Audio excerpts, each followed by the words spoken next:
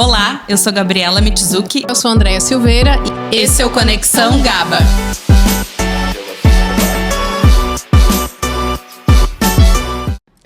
Olá, sejam bem-vindos a mais um episódio do Conexão GABA, o podcast que conecta o mundo feminino. Meu nome é Andréia Silveira, sou nutricionista.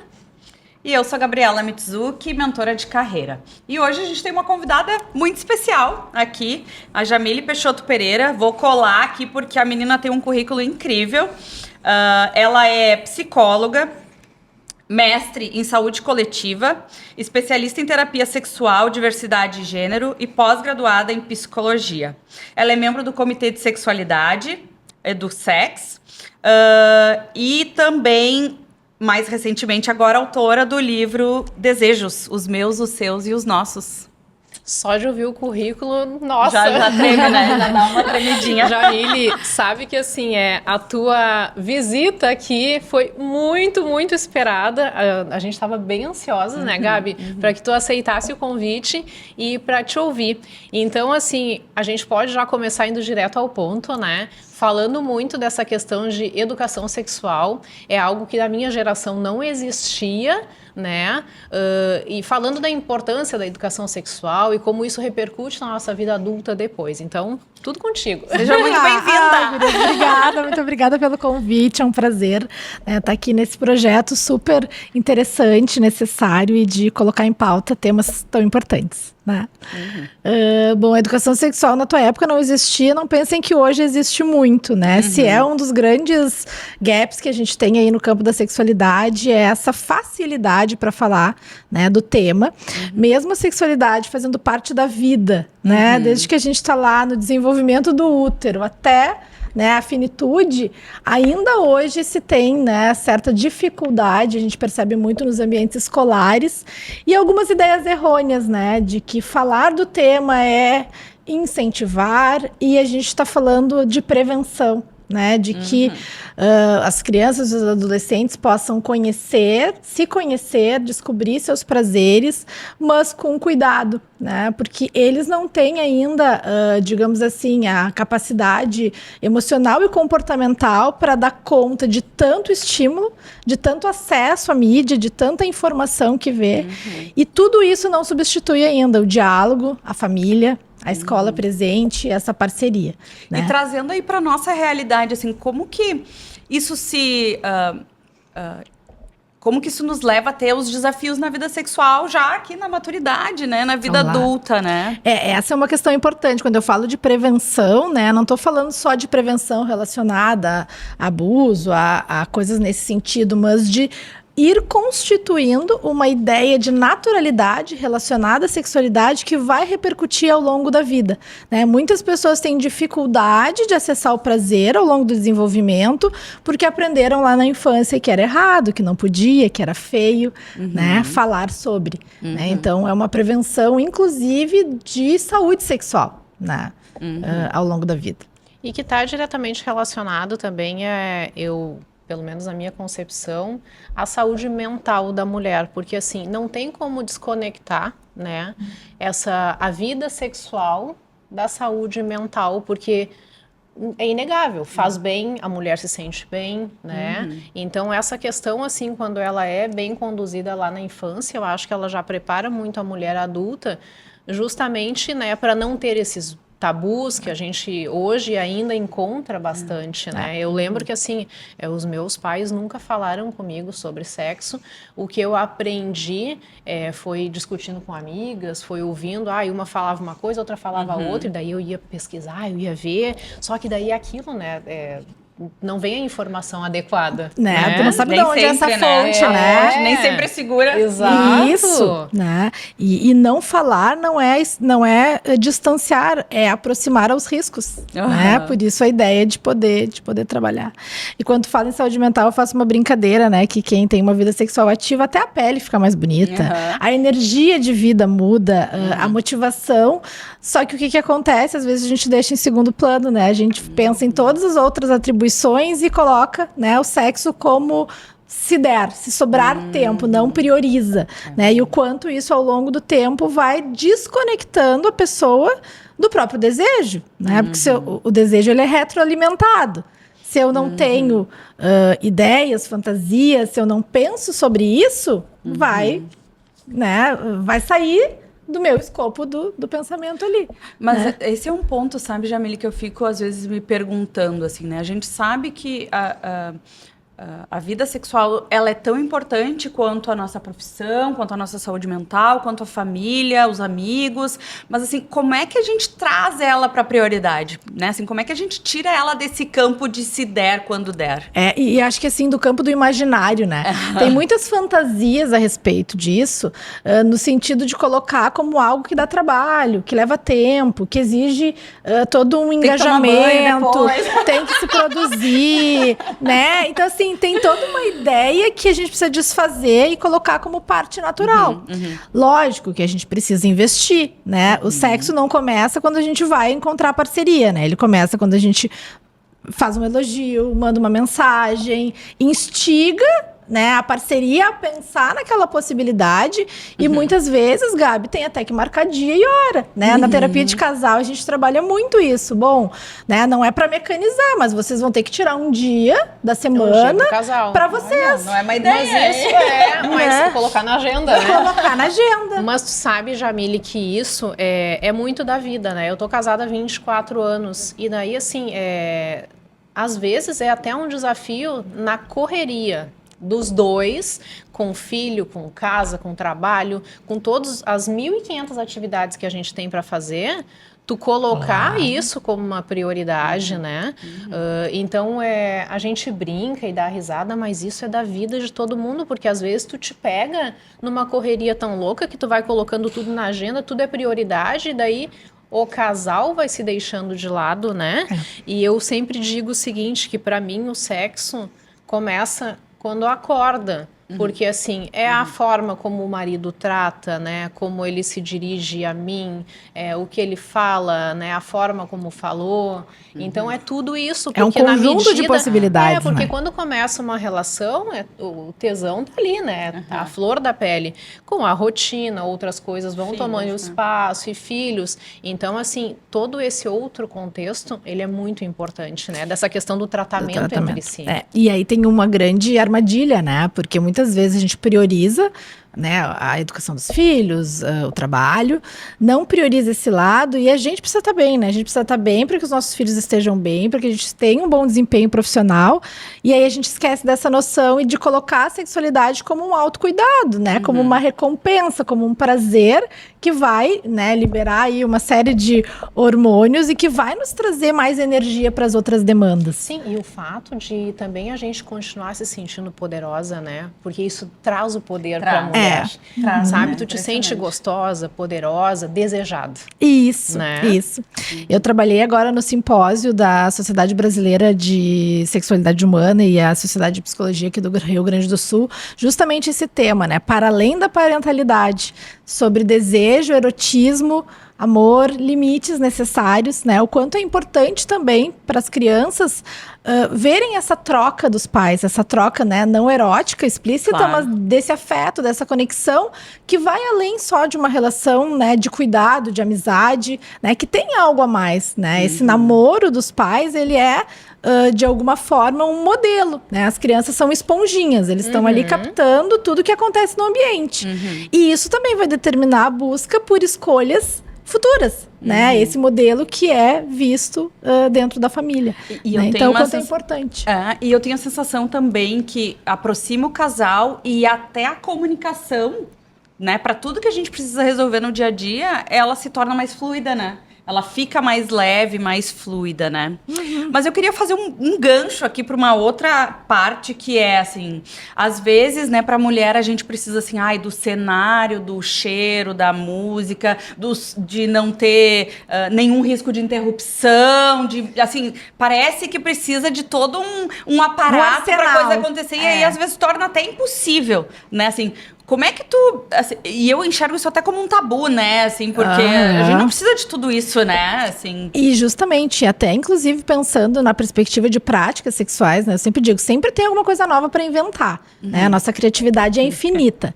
Só que, por outro lado, a gente tem que ter uma conexão que o básico tem que ser bom. Porque quando não tiver o tempo para isso tudo, né? A rapidinha tem que funcionar. Né, é melhor do que não fazer, né? Pode ser, às vezes eu digo, às vezes essa rapidinha é preliminar para dar vontade, para ter um espaço maior, para fazer algo diferente. Mas a gente não consegue partir do zero, né? A gente tem que partir de um ponto e ir numa crescente. E as pessoas ainda têm uma fantasia de que não, de que a gente vai partir do zero, vai ter desejo, vai se excitar e a coisa vai acontecer de forma mágica, né? E não é assim. Não. Principalmente como tu falaste, em relacionamentos a longo prazo, em que a gente tem uma convivência, e a convivência, de alguma forma, né, ela não facilita o desejo, porque tu tá com a pessoa sempre à disposição, né? Mas por que não reconquistar aquela pessoa, validar aquela pessoa, né? Essa é uma outra questão que vem muito pro consultório. O quanto as pessoas não se sentem validadas pela parceria, isso afasta. Porque o óbvio precisa ser dito, né? A gente precisa falar coisas que são óbvias, que o outro Dito já e sabe, repetido. mas dito e repetido, porque é um reforço positivo pra gente instigar, né, esse outro contexto. Agora, Jamile, vamos trazer um outro ponto que eu acho que assim, ó, muitas mulheres vão se identificar e eu me coloco como um grande exemplo, assim, o pós-maternidade. Né? Durante o período de gestação ali, muitas mulheres eu sei que enfrentam muitos desafios, assim, de o homem também não enxergar elas como mulher, né? Porque vê a barriga crescendo, então este é um ponto. E depois que nasce a criança, eu, por exemplo, na minha experiência, tive muita dificuldade de me reconhecer como mulher. Eu me olhava no espelho e eu só conseguia enxergar a Andréia mãe. E eu demorei muito tempo, tá? Meses, para me reconhecer como mulher, por várias questões. Primeiro porque, assim, eu via o meu peito crescendo, cheio de leite, então na minha cabeça era uma coisa assim, ó, meu Deus, eu vou amamentar um ser que depende de mim. Quase que um sagrado ali, um momento E daí sagrado. vem aqueles tabus que, né, a falta de diálogo com os pais, O que é peito meio... ressignifica, né? Eu fiquei com essa sensação, tipo assim, não encosta no meu peito, que agora isso aqui é pra Exato, alimentar meu filho e minha o filha, peito né? não é mais do marido, é da criança. E daí vem os tabus também, que o sexo é uma coisa meio, né, do pecado, então não dá pra misturar com o anjo que nasceu. Sabe essas maluquices, assim, que a gente, por mais que seja instruída, acaba entrando na vibe? E daí um terceiro ponto é que, assim, eu olhava pro meu corpo, tava completamente, eu vou usar uma palavra aqui, mas pra mim era desconstruído, né, em relação ao que era antes, né? desajeitado. E daí eu dizia, meu Deus, agora sim, como é que meu marido vai gostar disso? Eu já achava que ele não ia gostar e eu bloqueava. Claro. Então, como é que a gente pode trabalhar essa questão? E como a gente inclui, né, a parceria nesse sentido... Como é que retoma, né? Porque o que acontece, né? Num primeiro momento, a gente tem o serzinho que tá ali, dependente integralmente. Só que, muitas vezes, a gente coloca tanta energia ali que é até prejudicial, porque acaba transformando aí uma simbiose e a gente não consegue incluir a parceria nos cuidados com essa criança, né? Então, conversar sobre isso e quanto mais a gente consegue dividir tarefas, né, do cuidado, da casa, mais vai sobrar tempo pra gente se disponibilizar a também abrir pra parceria esse desconforto, né? E aí eu acho que é uma coisa histórica feminina, assim, né? O quanto a exigência com o corpo atrapalha muitas mulheres de vivenciarem uma prática sexual saudável, né? E prazer não tem a ver com perfeição, tem a ver com sensação. Tem a ver com, né, o que a gente sente, não o que a gente vê, né? E muitas vezes o marido tá ali louco para ser convidado, para participar, para se aproximar, para receber um afeto e vai se sentindo excluído, vai se retirando e muitas vezes sobrecarrega as mulheres e a gente entra num círculo vicioso, né? A sobrecarga, o cansaço é o que interfere na vida sexual da maior parte das pessoas, né? E essa relação da maternidade também. E aí o que acontece? Chega um momento, né, ali nos meses iniciais, né, a gente fica com privação de sono, fica realmente com demandas que o sexo não vai ser a prioridade. E tá tudo bem.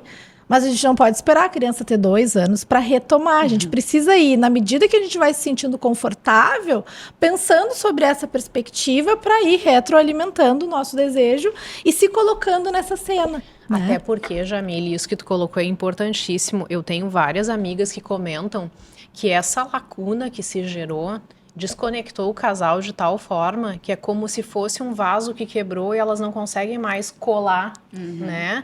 Porque depois, por mais que volte, parece que não volta a ser a mesma coisa, elas não conseguem. E ao conseguem. contrário, né, às vezes do que muita gente pensa, assim, que tipo, um filho segura casamento, pelo contrário, assim, o filho ele pode, não é o filho, né, mas assim, a nossa relação com o filho pode inclusive nos afastar e prejudicar o nosso casamento, né? Sim, eu acho que a postura e a idealização da maternidade, né, como algo mágico, que precisa toda a nossa atenção, todo o nosso investimento, e precisa mesmo, mas do quanto a gente tem que aprender a dividir, né, e poder circular nas outras identidades, né, e não colocar só a maternidade como a única identidade. Né? E trazer o marido, né, para esse contexto, né, fazer eles participarem e contribuírem nessa dinâmica como um todo, se né? sentirem parte, né?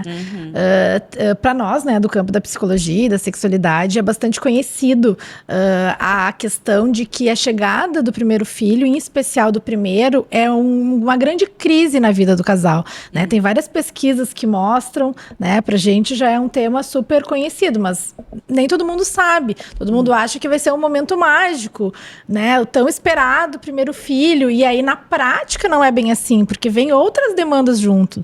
Vem privação de sono, vem cansaço, vem uma série de questões que demandam sim uma energia a mais. E que tudo bem que num primeiro momento a sexualidade não fique como sendo prioridade, porque a gente tem necessidades básicas para serem atendidas. Só que a grande questão é quando a gente se esquece que precisa voltar para a parentalidade, precisa voltar ao erotismo, né? E esse casal precisa seguir se conectando, né? Porque senão abre espaço, né, para muitas separações, relações extraconjugais que depois são muito mais difíceis de superar, né, dentro dessa dinâmica, porque às vezes tudo funciona, mas a gente funciona como uma equipe, não como um casal, né? Então essa transição, ela vai ter que acontecer para o cuidado infantil, né, ali dos primeiros meses, mas ela precisa ser retomada, né? Ela não é retomada de modo instantâneo. A gente precisa investir, disponibilizar tempo, se colocar na agenda, para que também daqui a pouco o marido não se sinta excluído, não fazendo parte, né, de todo aquele movimento. Eu acho que tem uma cultura nossa, né, Jamília, assim, de colocar a figura da mulher associada à maternidade, né? Assim, é uma das coisas que a gente conversou também, né? Sim. A nossa sociedade, ela coloca quase como um sinônimo, né? Mulher, sinônimo de mãe, né? Tanto que aquelas mulheres que optam por não ter filhos, ainda carregam, né, ou uma crítica, ou uma responsabilidade, ou aquela pergunta, tu tem certeza mesmo? Né, como se tu não pudesse fazer esta escolha, né, porque está muito associado. Então, se eu estou associando a um título, parece que esse título ele está soberano, ele está acima de todos os outros. Mas a gente esquece que para ter uma maternidade saudável, a gente precisa o cuidado, o autocuidado. E a sexualidade pode ser entendida também como um autocuidado, como um momento de prazer, de recompensa. Agora eu sou de volta eu mesma, né, como tu falasse, não me reconheço, não é? Sim. Né? Quem sou eu? Né? Muitas mulheres entram nessa crise, né? Quem eu sou agora? Como eu vou dar conta de tudo? Sim. E esquecem do mais importante, que é de cuidar de si, que é de cuidar das relações. Exato, até porque, né, Jamília, eu acho que essa transição, assim, da mulher para mulher mãe, ela traz pra gente algo que às vezes no começo é difícil de reconhecer, que tu deixou de ser uma mulher, às vezes uma mulher profissional, para ser uma mulher mãe profissional, do lar, esposa. Tu tem várias facetas, né? E isso, na verdade, deveria ser muito enriquecedor para a mulher se ela conseguisse já internalizar, porque vamos combinar que, assim, somos muito poderosas, né? Porque nós somos várias numa só. Mas é difícil de a gente conseguir associar. Agora, o quanto a mulher se sente representada e com isso exclui outras possibilidades, né? A minha dissertação de mestrado, eu estudei as representações de paternidade e as sensações e o outro lado, né, do quanto o homem tá ali, ele tá perto, mas muitas vezes ele não é convidado. E aí a mulher reforça essa representação de mãe como algo inato, e não é tanto a maternidade quanto a paternidade, são construções. E acho que a gente não nasce sabendo. A gente vai se preparando para a maternidade lendo tudo sobre maternidade, né? Mas a gente esquece que esse não vai ser o nosso único papel, mesmo quando o filho nascer, né? Então, assim, precisa ter esse olhar, tipo assim, bom, mas como que eu vou cuidar do meu casamento, da minha profissão e do meu filho? Não é só o filho, né? Mas eu queria puxar aqui para um outro lado, Jamile, também, para a gente falar um pouquinho sobre a menopausa. né? Assim, né? Se não todas nós aqui estamos pelo menos nos encaminhando aqui, acho que é uma das grandes dificuldades ali. A mulher, ela tem mudanças hormonais que de fato acontecem, essas mudanças efetivamente podem ter uma relação com a libido, né? E assim, como é que a gente se prepara para essa fase? Sim, né? Eu sempre brinco, né, que a gente tem que preparar hoje o nosso processo de envelhecimento, né, porque a gente vai ter que lutar, entre aspas, com todas essas mudanças hormonais que nos diferenciam de alguma forma, né, e que todas passaremos. E aí, nesse sentido, quanto mais memórias positivas de uma vida sexual saudável tivermos, mais a gente vai ter, né, digamos assim, como driblar essas características, que daqui a pouco vai ter falta de desejo, vai ter ressecamento vaginal e vai precisar usar lubrificante, vai precisar se abrir para outras possibilidades que possam nos auxiliar. Mas isso vai depender de como a gente constrói isso, porque a gente não vai querer, né, na menopausa começar, né? E é interessante, né? Porque a gente tem um indicador que o desejo sexual feminino, ele acontece mais tarde, né? Na adolescência, o desejo sexual masculino, ele é maior. E ao longo da vida, o homem fica um pouco mais preocupado com as questões de desempenho, o que faz com que ele tenha menos desejo, né? E essa ideia de que o homem tem desejo sempre, a gente está percebendo, né? Percebo na clínica que não é bem assim, né? Os homens também estão, né, nesse processo de muitas vezes esquecerem que precisam construir o desejo, erotizar, né? E a mulher, de alguma forma, ela requer, né, várias coisas, um lado muito mais, digamos assim, de contexto positivo e favorável. E se o contexto não está favorável, a gente tem que criar emocionalmente estímulo. Né? Então, assim, bom, não está favorável porque o hormônio desceu, vai ter impacto. Bom, que estímulo a gente vai criar para dar conta disso, né? Da mesma forma, quando a gente faz uso de alguma medicação, tem muitas medicações que elas influenciam no desejo, mas não usar vai trazer mais prejuízo. Então, a gente vai aumentar os incitantes sexuais, né? Que é estímulos para não deixar de pensar sobre. Né? Porque é uma questão muito subjetiva e emocional, que cola com a questão hormonal, claro, mas que a questão hormonal não é soberana se a gente tem emocionalmente recursos.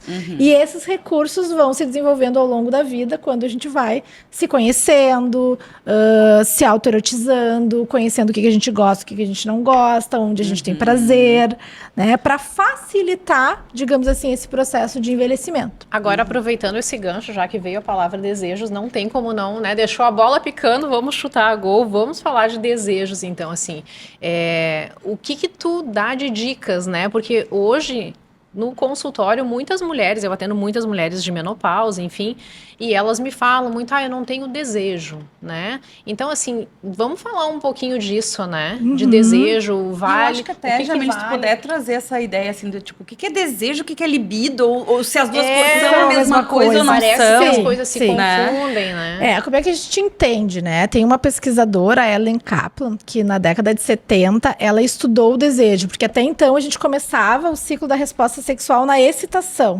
E ela quem estudou que para chegar na excitação a gente precisa fazer essa construção erótica e investir no desejo. Então, libido e desejo a gente entende, né, da mesma forma. E o desejo, ele nem sempre é espontâneo, não é algo que eu vejo e sinto. Muitas vezes não, muitas vezes eu preciso de recursos, de, né, pensamentos, leituras, coisas que possam estimular a eu pensar sobre, né? E aí, nos anos 2000, a Rosemary Basson, que é uma outra pesquisadora, ela entendeu o desejo feminino como esse desejo mais responsivo, que precisa de contexto, de afeto, como tu mesmo disse, né? Precisa mandar a mensagem de manhã para ir criando esse espaço, né? Embora hoje, com a maior igualdade, né, das mulheres no mercado de trabalho, isso está mudando um pouco, e a gente também tem homens, que eu brinco, que são homens Basson, né? Que também buscam por esse outro contexto, ligados muitas vezes para a questão da ansiedade de desempenho. Então, se eu não conheço a pessoa, eu fico mais ansioso e talvez eu não vou performar. E ainda tem uma cultura que diz que o homem, né, tem que performar, tem que entregar, e que não passa às vezes pelo desejo, tem que chegar lá e entrar em cena e não construir isso com a parceria, não construir esse desejo, né? Então, nesse sentido, cada pessoa vai ter que entender o que para si dispara, né? Tem algumas pessoas que são mais visuais, outras são mais auditivas, né? Se é ver, se é escutar. Mas a gente tem que deixar, digamos assim, a nossa conexão com as nossas fantasias, com aquilo que a gente gosta, deixar livre acesso. E muitas vezes a gente bloqueia, né? A gente não pensa, a gente não... E eu acho que experimentar, né, Jamília, assim, uma vez eu comentei, né, com uma amiga, assim, e ela me disse assim, tu não manda uns nudes pro teu marido? E eu, hã? Não, tipo assim, nunca mandei, né? Eu disse pra ela, por que não, né? Assim, por que não mandar um nudes, assim? Por que não manda um vídeo mais provocativo, né? Uma fala mais, né, assim... Mas até, Gabi, a questão do uso de acessórios também, né? Eu vejo muito... E a muito mulher isso. tomar a iniciativa, né, Exato. Déia? Assim, tem esse tabu, né? O homem que tem que tomar, né? Uma calcinha diferente, uma coisa mais, né? Mais provocativa, diferente vale tudo, do que... né, Jamília, eu tudo, acho. E aí tem uma questão que eu quero fazer para vocês que é interessante, né? Por que não? Por que com a nossa parceria da vida a gente tem tabus? E aí isso é outra questão que a gente percebe em alguns estudos, né? Que as pessoas falam de tudo, menos de sexo. Mas, Jamile, tu não acha que tá muito a ver com aquela coisa do ser humano do já conquistei? E também com a história de que sexo não precisa falar, né? A gente sabe, a gente faz na hora. E às vezes isso vai criando uma rotina empobrecida. Muito. Eu gosto também, eu acho. E às vezes vai criando uma rotina empobrecida e aí vai desconectando. Mecânico, né? Mecânico. Vai ali, faz sempre a mesma coisa, do mesmo jeito. Como uma obrigação, não como algo que excita a dupla, e isso, a partir daí, se transforma num momento legal, assim. E que tudo pode acontecer, como tu falou, né? Vale tudo, né? E eu acho que fica também essa noção de que requer investimento, né, Jamile? Assim, não vai ser da noite pro dia, não vai ser chega lá e tem vontade e faz, assim, e isso nem pra mulher, eu acho que nem pro homem também, eu acho que tem que ter uma construção, né? Não precisa ser momentâneo, né? Muitas vezes essa aproximação, a gente brinca, né? Que hoje a gente não tem mais o conceito de preliminares, né? De que preliminares é aquelas, né? Aquele investimento, aquela carícia ali no momento da relação. Não, preliminares é isso, né? Tudo, a mensagem da manhã, é essa pista, muitas vezes tá na cama, tá junto, se tocar e tá cansado de dizer, tá, hoje não vai rolar, mas amanhã a gente continua, né? Então, assim, é essa noção de continuidade e não de, e a questão, eu acho que a questão do toque também, às vezes um simples assim, eu tô de carona no carro, aquela mão na coxa, já é um negócio que... Já brilha. Exato, já te traz ideias. Eu acho que é muito disso, né, que a gente não pode deixar perder. As sutilezas, né? E isso é uma questão importante, né? O que afasta, né, uma relação não é um grande acontecimento, é a soma de pequenas coisas. Da mesma forma que o que constrói esse ambiente positivo é essa soma, é uma mão dada, é um beijo mais acalorado, né? Essa é outra questão. Muitos casais, com o tempo, deixam de se beijar, né? Ficam no selinho, que é muito mais um proforme do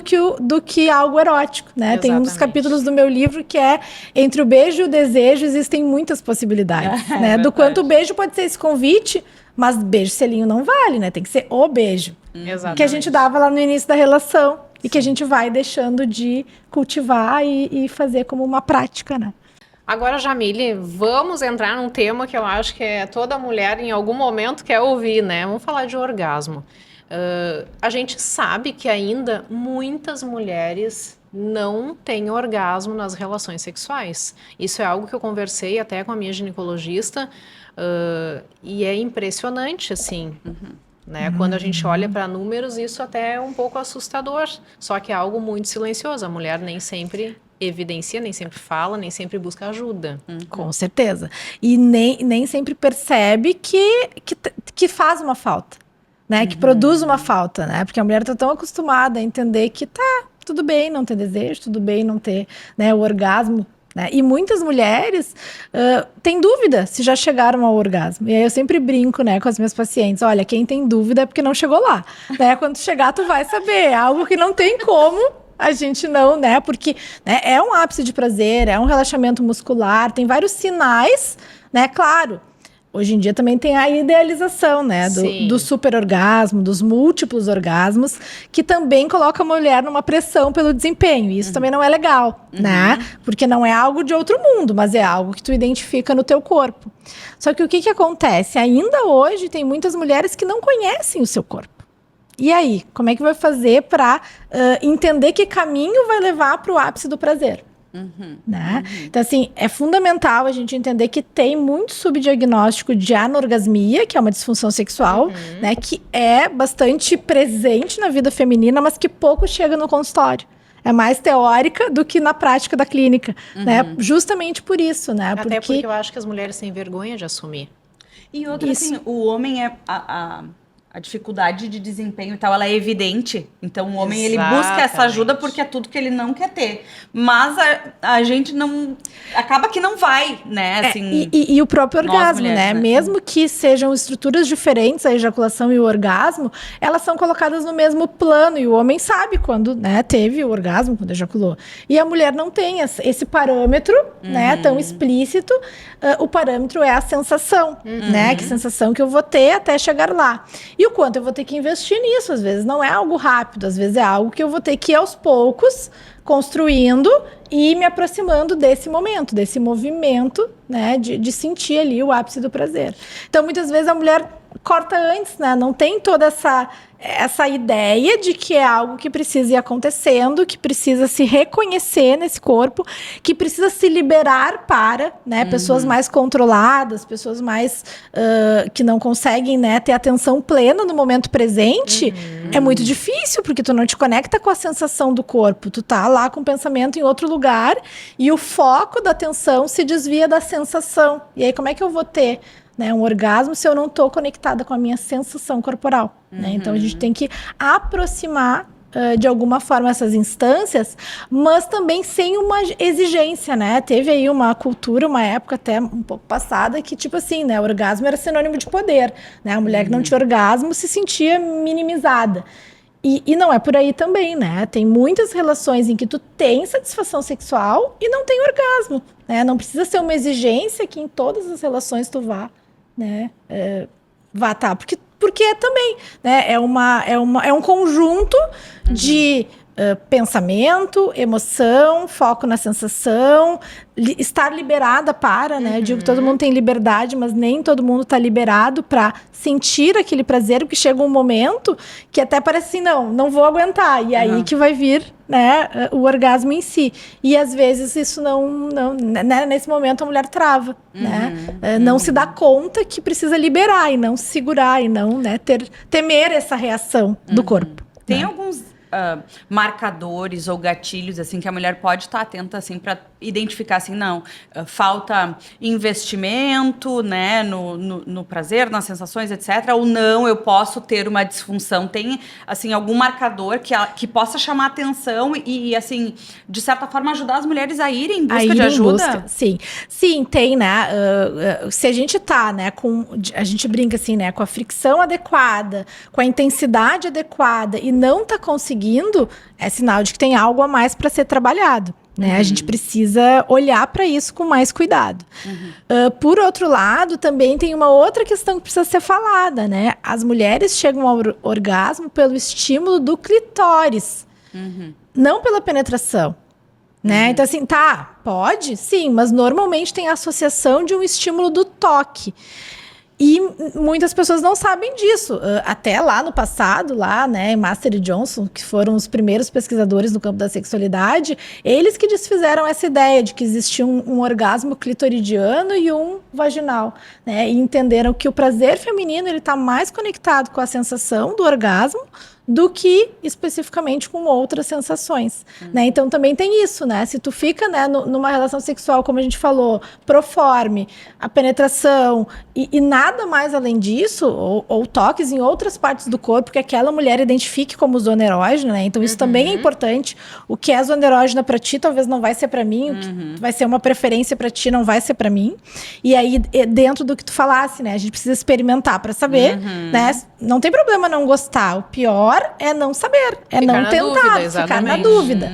né? Eu posso, não, mas não é isso, vamos por outro caminho, né? Então, assim, existem muitas possibilidades e caminhos, e a gente precisa estar lá se colocando integralmente, inteiramente, né? Aquele momento, e não, né, aquele momento só como... Eu brinco que o orgasmo ele tem que ser uma consequência e não a causa. Né? Quando eu coloco ele como causa, eu perco o foco na sensação. Agora, Jamile, ficaria aqui conversando 3 horas, sempre, né? Vamos falar um pouquinho do teu livro, que eu tô louca pra saber o que tem nele. Conta um pouquinho pra gente. Bom, o nosso livro, né, o livro Desejos, que eu convidei a minha colega Anne Marques, do Rio de Janeiro, nos encontramos aí numa imersão de estudos em sexualidade em Portugal, e nos alinhamos muito, né, com as expectativas, e pensando também na ausência de recursos para indicar para os nossos pacientes como fonte de reflexão e também nesse aparato aí de ser um incitante sexual, né? Então, o nosso livro, Desejos, ele é um convite para que a gente possa se colocar em cenas eróticas e entender o que a gente vai sentir com aquilo, né? Então, ele é composto por narrativas que tentam abrir um pouco espaço para a gente sair da caixinha e pensar no desejo como algo, né, que precisa ser investido e criado, contextualizado, e depois traz contos eróticos que nos fazem, nos coloca nessa posição para entender o que a gente vai sentir, né? Algumas leitoras já me deram retorno, né? Tipo, eu amei o conto tal, mas o outro, senti um pouco de nojo. Então, assim, vão ter reações diferentes, mas também é um processo de autoconhecimento. O que me interessou mais? O que eu gosto? Eu já fiz isso? Será que tem como eu fazer? Será que tem como eu imaginar? Essa é uma outra questão, né? Tem práticas que a gente não precisa nem colocar em si no ato, mas a gente pensar vai criar um universo que vai nos deixar mais excitadas e vai ajudar lá, né, na construção do desejo e no orgasmo, né? Então, como fazer isso? Então, é como que um caminho, um apoio para quando a gente está, né, meio, né, sem criatividade, poder ter esse recurso. Eu trouxe aqui para o Conexão Gaba, né, para ficar com você, maravilha, né, Desejos, trazendo, né, que é um livro que também foi pensado para não ser uma leitura extensa. São pequenas histórias, né, capítulos pequenos para que a gente possa ler um por noite, no fim de semana, ler com a parceria, né, ver como é que a gente vai se sentir, né, então Adorei. Jamile, aproveita e compartilha aqui com as nossas mulheres maravilhosas como que elas fazem para te encontrar nas redes sociais e também como que elas fazem para adquirir o livro. Maravilha. Então, eu tô lá no Instagram, né, @Jamile Peixoto Pereira, tem um perfil lá misturado, né, vida, trabalho, dicas, e o livro tá na Amazon, né, a gente consegue encontrar na Amazon, né, à disposição de todos e todas, né, que possam, e é um livro que foi pensado justamente assim, ele não é com o enfoque no público feminino, mas é escrito por 2 mulheres, né? Então, a gente entende que tem aí uma sensibilidade, uma forma de escrita que vai aproximar as mulheres do seu desejo, né? Por isso, os meus, os seus e os nossos. O quanto compartilhar desejos também é uma forma de enriquecer a vida. Sensacional. Jamile, maravilhosa. Eu queria, assim, ficar 3 horas aqui contigo e tenho certeza que a gente jamais esgotaria, né? Todas as perguntas. Por aceitar o nosso convite, pela generosidade de aceitar o nosso convite. Eu sei que a tua vida é super corrida, então foi, nossa, assim, demais, superou, né, Déia, todas as nossas expectativas. Imagina. Muito legal. Eu que agradeço, né, os meus melhores desejos para esse projeto. Obrigada. Que coloque em pauta esses temas tão importantes e necessários para a vida das mulheres. Com certeza, tenho certeza. Com certeza. E esse, então, foi o nosso episódio de hoje. Espero que vocês tenham adorado, né? Nossas mulheres super conectadas. Não esqueçam de nos seguir nas redes sociais, @Conexão Gaba. E também ativar lá o sininho para receber a notificação para os próximos episódios. Muito, muito obrigada. Beijo grande. Beijo, gente. Tchau, tchau.